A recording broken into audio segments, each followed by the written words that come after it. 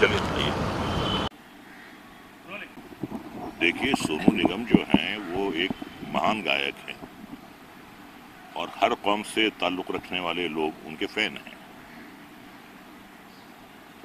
और बहुत ही निजी जीवन में बहुत ही सज्जन पुरुष है। बड़ी उस बंदे में तमीज़ तहज़ीब है, बड़ा अच्छा उसका अखलाक है। मेरी समझ में ये नहीं आता कि उस जैसा बंदा, उस जैसा कलाकार, उस जैसा इंसान ऐसी बात कैसे कर सकता है। अब उन्होंने जो शब्दों का इस्तेमाल किया है, चोंचलेबाजी या गुंडागर्दी, नमाज पढ़ना या अजान देना जो है वो चोंचलेबाजी नहीं है, वो गुंडागर्दी नहीं है। ना पूजा करना गुंडागर्दी है, ना गुरबानी। तो एक ऐसी बात जब आप करते हो, इस बात को करने के दूसरे तरीके भी हो सकते थे, लेकिन आपके ये शब्द लोगों के दिलों को ठेस पहुंचा रहे हैं। बात करने का तरीका होता है। मैं कहूं कि ये मेरे बाप की बीवी है। बाप की बीवी कौन होती है?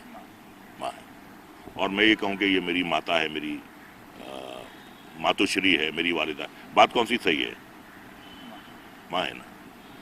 बात वो भी सही है, लेकिन कहने का तरीका बहुत बहुत बहुत गलत है। और देखिए, जो धार्मिक आस्थाएं होती हैं उनके बारे में अगर ऐसी बात की जाए तो दिल को बड़ी ठेस लगती है। उन्होंने एक बात और कही कि जब हजरत पैगंबर मोहम्मद ने नमाज शुरू करवाई तब लाउड स्पीकर नहीं था। मैं ये कहूँगा कि जब हिंदुइज्म आया, जब इस्लाम आया, जब सिख इज्म आया, जब बुद्ध और जैन धर्म आए, तब भी लाउड स्पीकर नहीं थे। आज मंदिरों में लाउड स्पीकरों का इस्तेमाल होता है, गिरजाघरों में होता है, मस्जिद में होता है, गुरुद्वारों में होता है। तो क्या ये चोंचलेबाजी और गुंडागर्दी है? ये गलत बात है। और वक्त के साथ साथ जब आधुनिक वस्तुएं आती हैं तो उनका इस्तेमाल होता है। हजरत मोहम्मद के ज़माने में लोग ऊंट पर हज पढ़ने जाते थे, आज प्लेन में जाते हैं, आज गाड़ियों में जाते हैं। तो क्या ये कहा जाए कि वो उस ज़माने में लोग ऊंट के ज़रिए जाते थे तो आप अब भी ऊंटों का इस्तेमाल करें? तो ये दोनों बातें जो हैं उनकी, ये सुनने में अच्छी नहीं लग रही हैं। देखिए, जागरण होता है, हम कभी किसी ने एतराज नहीं किया। सुबह सुबह मंदिरों में घंटियां बजती हैं, हमारे तो कानों में बहुत अच्छी लगती हैं। रात भर गुरबानी चलती है गोल्डन टेम्पल में, बहुत अच्छा लगता है सुनना। किसी भी, और एक इंटरव्यू में अभी प्रियंका चोपड़ा ने कहा था, वो वहां गई थी, अपने भोपाल शूटिंग कर रही थी, तो उन्होंने ये कहा कि सुबह सुबह जब अजान की आवाज आती है तो उन्हें बहुत भली लगती है। तो अब इसके पीछे क्या वजह है जो उन्होंने ऐसी बात कही है या ऐसे शब्दों का इस्तेमाल किया है? लेकिन इस मुल्क के जो 20 करोड़ मुसलमान हैं वो आहत हुए हैं, उनके दिल को ठेस पहुंची है। और ना सिर्फ हिंदुस्तान के बल्कि दुनिया के जो और भी मुसलमान हैं, कोई भी इस बात को पसंद नहीं करेगा। 70 साल हो गए आज़ादी को, कभी किसी मुसलमान ने ये नहीं कहा कि साहब ये मंदिर की घंटियां क्यों बजती हैं, या शंख क्यों बजता है, या जागरण क्यों होता है, या माता की चौकी क्यों होती है। या देखिए, गणपति बप्पा आते हैं, हम उनका स्वागत करते हैं। हम दुर्गा पूजा में भी जाते हैं, वहाँ भी लाउड स्पीकर का इस्तेमाल होता है। तो जब गणपति बापा वजूद में आए तब तो लाउड स्पीकर नहीं था, ना ही दुर्गा देवी के ज़माने में, माँ दुर्गा के ज़माने में लाउड स्पीकर था। तो ऐसी बचकानी बातें उनको नहीं करनी चाहिए थी। आप कलाकार हैं, कलाकार तो दिल से बहुत ही नर्म होता है, नर्म दिल का होता है, फकीर होता है, और हर कौम से ताल्लुक रखने वाले लोग उससे प्यार करते हैं। उसका मजहब नहीं देखते, उसका फन देखते हैं। और यही वजह है कि हिंदुस्तान में 125 करोड़ की आबादी है, जहां आज भी आमिर खान, सलमान खान, शाहरुख खान सबसे लोकप्रिय हीरो हैं, तीनों खान। जनता के दिल में तो ये बात होती नहीं है, वो आपका काम देखती है। तो मैं सोनू से यही कहूंगा कि सोनू, आप एक कलाकार हो। हर मजहब का इंसान जो है आपकी कला से प्रेम करता है। और मैं ये कहता हूं कि मेरा जो कमरा है, मैं जब एयर कंडीशन ऑन करता हूं, खिड़कियां बंद करता हूं, तो बाहर की आवाज बिल्कुल नहीं आती है। तो ऐसा भी होता है कि देखिए, कई बार कुछ पड़ोसियों की बातें आपको अच्छी नहीं लगती हैं, लेकिन आप उन बातों को नजरअंदाज करते हैं, उन बातों से आप गुरेज करते हैं। यही तो हमारे मुल्क की तहजीब है, गंगो जमनी तहजीब है, कि हर मजहब से ताल्लुक रखने वाले लोग यहाँ रहते हैं। कभी किसी मुसलमान ने ये नहीं कहा कि साहब मैं मंदिर की घंटियों से डिस्टर्ब हो रहा हूँ, या हम इस शहर में पैदा हुए हैं, आज तक कभी हमने ये नहीं सुना कि साहब मस्जिद की आवाज़ से, आज़ान की आवाज़ से हम आहत हो रहे हैं।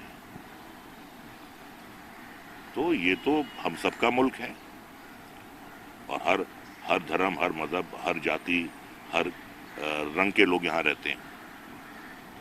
अब ये बात अगर कोई सड़क छाप बंदा करता तो बात समझ में आती। सोनू निगम जैसा कलाकार अगर ऐसी बात कर रहा है तो वाकई ये बात जो है ये बहुत तकलीफदेह है। आखिर में इतना कहूंगा कि भाई, आप शारजा में शो करने जाते हैं, आप दुबई में शो करने जाते हैं, आप कतर में शो करने जाते हैं, आप मस्कत में शो करने जाते हैं, वहाँ मस्जिदों में जब आज़ान की आवाज़ आती है तब तो आपको बुरी नहीं लगती होगी, आप वहाँ की आवाज़ आपको बुरी नहीं लगती। वहाँ बिजनेस के लिए जाते हैं, पैसा कमाने जाते हैं, और यहाँ की जो मस्जिद के आज़ान की आवाज़ है उससे आपको तकलीफ होती है।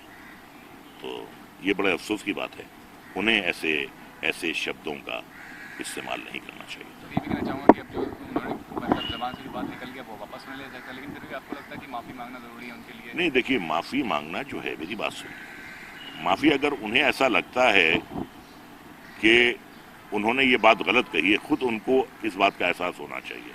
इंसान है, गलती हो जाती है। अगर उन्हें ये बात दिल से महसूस होती है कि उन्होंने ये बात गलत कही है तो उन्हें माफ़ी मांगना चाहिए। किसी जोर में या किसी दबाव में अगर कोई जोर डाल रहा है या दबाव डाल रहा है और उन्हें ऐसा लगता है कि भाई उन्होंने सही कहा है, तो फिर ऐसी माफ़ी का कोई मतलब नहीं। लेकिन सोनू निगम से पहले भी कई बड़े कलाकार ने भी गैर जिम्मेदार बयान दिया है, उसके बारे में क्या कहेंगे कि ये पहली बार नहीं है? कुछ दिन पहले सलमान ने कहा था सुल्तान के प्रमोशन को लेके, लोग ये कहते हैं कि जो भी बयान होता है, क्या दिया था उन्होंने बयान? कि मुझे मतलब इस फिल्म का जो रिहर्सल हो रहा है या जो भी शूटिंग हो रहा है, ऐसा लग रहा है जैसे मेरे साथ रेप हो, जैसे और के साथ रेप होता है वैसा रेप हुआ है। तो इस तरह का बयान सलमान जैसे कलाकार ने दिया है, तो फिर सोनू निगम भी तो अब वो बात जो उन्होंने कही थी, वो भी बात जो थी वो गैर ज़रूरी थी, गैर ज़रूरी थी। हम उस बात की हिमायत नहीं करते। जो बात गैर ज़रूरी है, जो बात गलत है, वो बात गलत है। अब ज़रूरी नहीं है कि अगर सलमान खान ने एक ऐसी बात कही है तो आप भी कहें वैसी बात। अंग्रेजी में कहते हैं कि 2 wrongs do not make 1 right। लेकिन ये बात जो है, वो बात जो है महिलाओं से ताल्लुक़ रखती थी, लेकिन ये बात जो है इसका ताल्लुक़ जो है 20 करोड़ मुसलमानों की आस्था से है, उनकी अकीदत से। हम होली खेलते हैं, हम दिवाली मनाते हैं, हम अपने हिंदू भाइयों के हर त्यौहार में हम शिरकत करते हैं। हमारे हिंदू भाई फरमाइश करते हैं कि हम सिवैयाँ खाने के लिए आ रहे हैं, हमसे गले मिलने आते हैं। ये तो हमारे देश का किरदार है। अगर कलाकार ही ऐसी बात करने लगेंगे तो फिर ये देश कहाँ जा रहा है? जहर उगलने वालों की कमी थोड़ी है। हमारा काम तो उन जख्मों पे मरहम रखना होता है, थके हुए दिलों को सुकून बख्शना होता है कलाकार को। अगर हम भी वही उसी भाषा का इस्तेमाल करेंगे तो देश कहाँ जाएगा?